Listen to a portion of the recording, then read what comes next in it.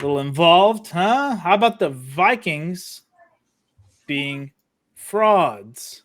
Of I course. mean, here I'll spit off some information for you guys that'll kind of even out. Wait, how do you spell frauds? There we go. It'll kind of even out the field, maybe just a hair. But we all knew they were kind of frauds coming into this, right? Vikings finished Facts. 13-4 with the worst rated defense going into the playoffs against the worst rated offense, the Giants, going into the playoffs. I don't know. I mean, what do you think of the doubt? Obviously, the defense was a downfall for the Vikings because we can't blame this on Kirk Cousins. I don't think I mean, he had one bad drive all game, and it was but literally look, it was the end of the game. Vikings have been doing this all year. They've been escaping and winning these one-score games. They were like 11-0 in one-score games. That's crazy. And we've seen seasons where other teams have been the opposite, right? Like literally 11-0, a 13-4 team could be a 4-13 team. And the Vikings are that. They were essentially a 4-13 team or whatever in the playoffs. Like that's just the way it is. That's the way how I saw it. And Giants, who were also pretty fraudulent. But I mean that way it was the battle of the frauds, and the true fraud lost. So Giants, I'm good for them. But yeah, I mean Vikings 11-1 now, and the one loss in the playoffs, get wrecked. Like it is what it is. So, what do you think? I don't think the Giants are the same team without the man Justin Jefferson. Obviously, I mean, I think he really brings life to the offense more than any receiver helps any other offense in the NFL. If that makes sense. He's a man possessed. They had to pay him a lot of money in the upcoming off seasons to keep him around, and I think he'll stay and they'll do good. What really hurts, I think, the Vikings is. I mean, I think it's Kirk Cousins. I mean, Kirk Cousins hasn't played terrible in a lot of games this year. He's played really good in a lot of games. But he's really just one-dimensional, He's one-dimensional. And I say that, but he's not really a run threat. He's not going to get out and burn you for 30 yards down the field every single drive if he escapes out of the pocket. So, I think that's what holds him back. But I'm more impressed by the Giants and what Brian DeBall has done with that team. He made Daniel Jones look like a real playoff caliber quarterback this weekend.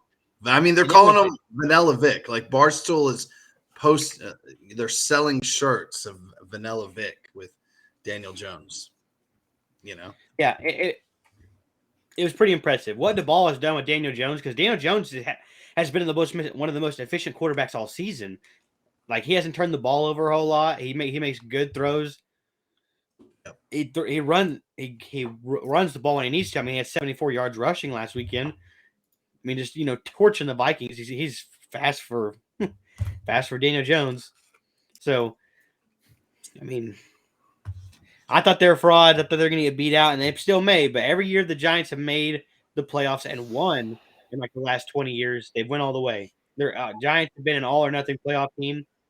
When they lose out. They obviously lose. They lose in the wild card round, or they lose in the divisional, and then they're out. But whenever they win, the last couple of times they've been in and they've won the wild card, they won the Super Bowl. So, do with that what you will. Okay. Yeah. Impressive win. Rookie head coach, Dayball, second round of the playoffs. Yep. So speculation that the NFL rigged this game by not giving Kirk Cousins the 1:00 time slot. That's just a small conspiracy there. No, both quarterbacks played extremely well. I mean, Daniel Jones is going to get a contract extension based off that win alone. It's unfortunate because I think he's poverty. I think he's in the same category as Justin Fields. He's a guy that you take a chance on, right? It hasn't panned out. This is the first year it's panned out, right? This is also the most rushing yards he's ever had as a starting quarterback, too. He had 708 yards rushing this year, which shows a lot that Brian DeBall knows how to use his Daniel Jones the way that nobody else does, the way that the previous guys Judge and I can't remember the dude before him, Shermer or something. I can't remember, but they didn't know how to use Daniel Jones. DeBall does know how to use Daniel Jones, so I think Daniel Jones is probably going to get a contract extension solely based off this game. I mean, he had a incredible game, 24 for 35, 301 yards, 2 touchdowns. Coaching matters, man. Coaching does matter. And Coaching Brian matters more in football than any other sport, in my opinion. Brian DeBall is where it's at. Now, where the Vikings can improve is Kirk Cousins.